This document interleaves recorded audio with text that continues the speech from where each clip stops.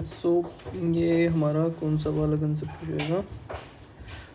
ये तो प्रोविज़न वो आ गया ना, इंडियन 37 का हम पार्ट 2 पे आ जाएंगे।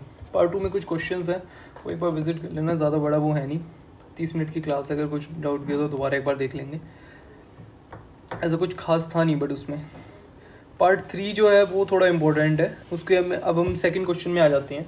इसके अंदर क्या था, प्रोविज़न बनाते हैं हम लाइबिलिटी के लिए, there present to past event, उसकी डेफिनेशन लिख दी। एक सी बेड था, तो वो 20x1 को उसकी इन्होंने ये देख लिया कि 10 लाख रुपए जाएंगे, बट वो 20x3 में जाएंगे, 2003 में जाएंगे, हम खड़े हैं 2001 में। जो 10 लाख 3 साल बाद जाएंगे, उसकी आज तो वैल्यू कम है ना, उसकी आज वैल्यू कम है। उसकी जो 3 साल बाद जाएंगे, उसकी आज वैल्यू कम होगी। हाँ, कोई 10 रुपये की चीज़ आज मिलती है तो ऑब्वियसली उसकी वैल्यू डिटेरियोरेट हो जाएगी उस हिसाब से। तो वो यहाँ पे वो लगा लेंगे, 20x1.907 आ जाता है, और जो तीसरे साल के एंड में आता है, 2 साल का डिफरेंस है ना, तो वो इसमें अकाउंट हो जाएगा। इसका वही प्रेजेंटेशन ऐसे ही, अनवाइंडिंग कॉस्ट क्या होती है, क्यों बढ़ जाएगा, वो एक बार देख लेना। बाकी ये ठीक है। क्वेश्चन नंबर फिर 6 होता है। Question number 6, micro has an obligation to restore environmental damage in the area of surrounding. कोई हमने स्टार्ट किया बिजनेस जिसमें you have to put in word 3.5 million वो में uses the cost of capital of 10% and the expenditure incurred will attract tax relief.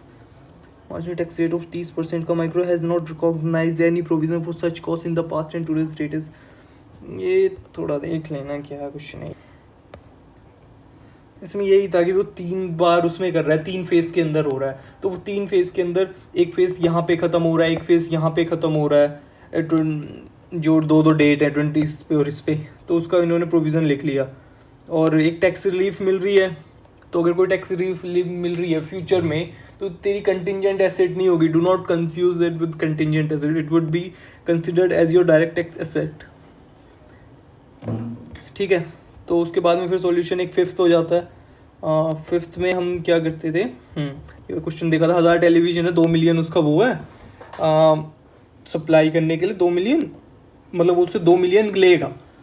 Selling price है 2 million का, तो increase हो गया उसका कॉस्ट ऑफ इनपुट, तो अब ये तेरे को बनाने के लिए 2.5 मिलियन लग रहे हैं, तेरे को 50 लाख का फटका लग रहा है।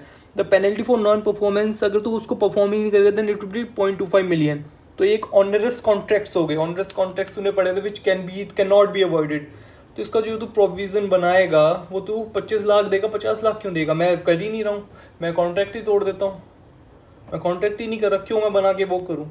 Further, the company should create a provision for at least 25 lakh because cost of input is higher than the amount of compensation. The cost of input exceeds revenue by 50 lakh, but compensation is required at rupees 50 lakh. So provision should be made for 25 lakhs. Okay. जो cost of input है वो 50 लाख से exceed कर गया, लेकिन compensation जो तुझे करना है वो 25 लाख का करना है, तो provision should be made for 25 lakhs only. तो इतने के provision बताएंगे, हाँ लॉस है वो तो सही बात है, बट ठीक है, क्या वो क्वेश्चन नंबर फिर उसके बाद में 3rd हो जाता है अपना। क्वेश्चन नंबर 3rd में क्या था, वो 520 लाख रुपए के वो इसमें वो कर दिया था, मैंने अनाउंस कर दिया था। इसका जो इंपॉर्टेंट पॉइंट था वो ये था कि जो 60 लाख रुपए जो हम उनकी ट्रेनिंग में और उसमें खर्च करेंगे, जिन एम्प्लॉयज़ को हम अपनी दूसरी होल्डिंग कंपनी में लेके जा रहे हैं, उसके लिए वो हम फ्यूचर में उनको ट्रेनिंग देंगे। ठीक है, अब उसका लॉस थोड़ी बनाते हैं यार। तो कल को किसी को सैलरी डिस्ट्रीब्यूट करेगा या कुछ भी डिस्ट्रीब्यूट करेगा, तो उसके आज तो लॉस थोड़ी बनाने बैठ जाएगा, या उसका तो प्रोविजन थोड़ी बनाएगा। वो तो एक एक्सपेंस है, खर्चा होना ही है, पक्का है। उसमें तो ऐसा भी कुछ नहीं है कि नहीं होगा, ये भी नहीं है कि इतना नहीं होगा उतना होगा, तो पता है जितना होना है तो वो तो रहेगा ही। लेकिन 540 लाख रुपये paid as compensation, that would be included in that. तो उसके अंदर एक और वो ये भी था कि आफ्टर बैलेंस शीट डेट वाले इसमें एक चक्कर पड़ा था, at the provision events after balance sheet date.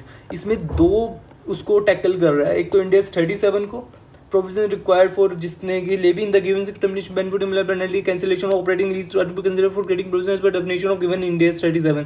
उसके लिए बनाया there no present for relocation of cost of employees and for operating losses. Operating loss का कभी बनता नहीं है, तो उसके लिए कोई प्रोविजन चाहिएगा नहीं। रिलोकेशन कॉस्ट ऑफ एम्प्लॉइज उसके लिए भी कोई नहीं बनाएंगे। As per the events after balance sheet, which are not उसके नॉलेज में थी, even if the item occurred after balance sheet, but the last day approval statement हुई थी, तो ये 15 उसको पता लग गया था। So payment to employees and payment for penalty, payment to employees and payment for penalty can be provided on 31st tax because these payments were made before approval. तो उतने की हम इससे बना देंगे। 520 की तो वो होगी थी, नीचे हुआ था एक जगह पर, और 410 लाख रुपए का ये था। 150 में G limited made a payment to the lessor for 410 and return for early termination of the lease. कोई इसने वो अर्ली टर्मिनेट कर लिया, कोई इसने जब बिजनेस चला रहा था तो उसमें एक लीज भी ले रखी थी, उसकी वजह से उसको 410 लाख रुपए देने पड़ गए। तो वो तो होल्डिंग कंपनी उसका बनाएगी, ठीक है, होल्डिंग कंपनी जो भी उसको बना रही है वो उसको बनाएगी। फिर क्वेश्चन फर्स्ट जो आ जाता है ये उसका था कि कोई डिले नहीं हो रहा, मतलब यहाँ पे कोई प्रेजेंट ऑब्लिगेशन थी ही नहीं इस क्वेश्चन फर्स्ट के अंदर, ये अभी किया था।